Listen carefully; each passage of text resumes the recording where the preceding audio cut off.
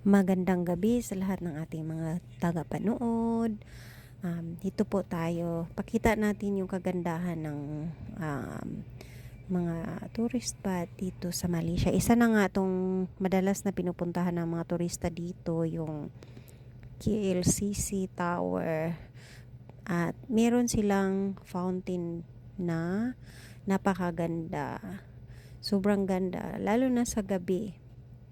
Makikita mo iba-ibang kulay, tsaka pamilya ang mga nanonood, pamilya.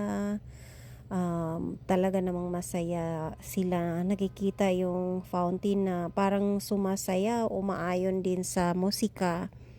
Kasi nagpapatugtog sila habang gumagalaw yung fountain. So ang ganda talaga siya tingnan. Kung paano ba pumunta dito, kung kayo ay mag-grab o kaya mag-taxi o kaya may sasakyan, may service kayo, pwede kayong bumaba sa Soria Mall. Mas madali siya kaysa sa pumunta kayo sa likod, matraffic. So mas magandang bumaba sa entrance ng Soria Mall. Tapos maglalakad kayo papuntang likod. Kasi madali lang naman doon matunton kasi halos lahat ng mga tao na pumapasok dyan dito ang punta sa likod ng mga yan. Kaya mas mabilis lang ninyong matunton yung likuran. At makikita nyo nga ang dami-dami ng tao dyan. Sa entrance pa lang siksikan na. Lalo na kung weekend, ang daming tao talaga. Sabado at Linggo, gabi ng Biyernes, madaming tao diyan. Kasi napakaganda din naman talaga. Kung kayo naman mag-MRT, ayaw nyong sumakay ng Grab, ayaw nyong mag-taxi, pwede naman kayong mag-MRT. Bumaba kayo sa Persiaran KLCC station. Maglalakad kayo ng siguro mga 4 minutes or 5 minutes. Malapit lang kasi yan. Pero sa likuran, madali lang din naman mahanap yan kasi makikita nyo na yung building kung saan banda. Napakadaling hanapin to. Sobrang dali lang.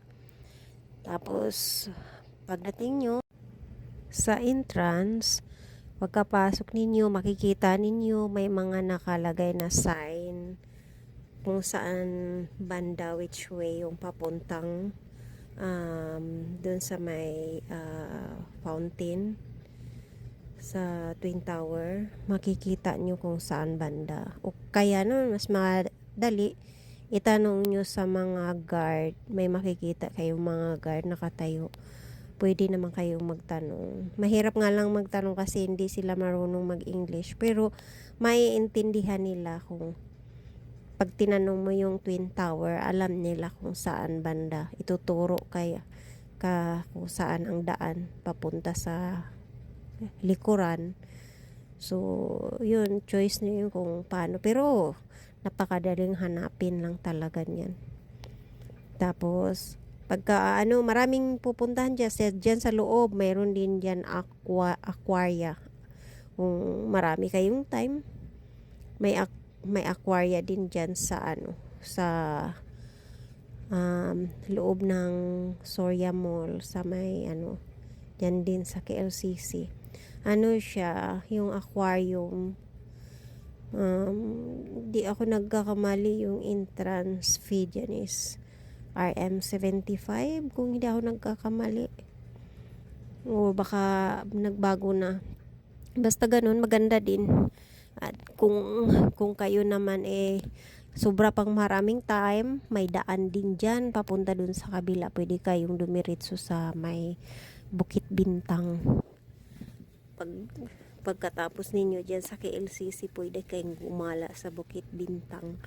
Meron dyan daan na dire-diretso na yan siya. May bridge dyan na connecting na yan. Hindi ka na tatawid, wala ka nang tatawiran kasi nasa taas ka, naglalakad ka sa taas. Pwede kang abangan mo na lang sa next video ko. Abangan nyo. Mayroon, ituturo ko yung daan. Ayun lang po. Thank you for watching. Abangan yung next video ko.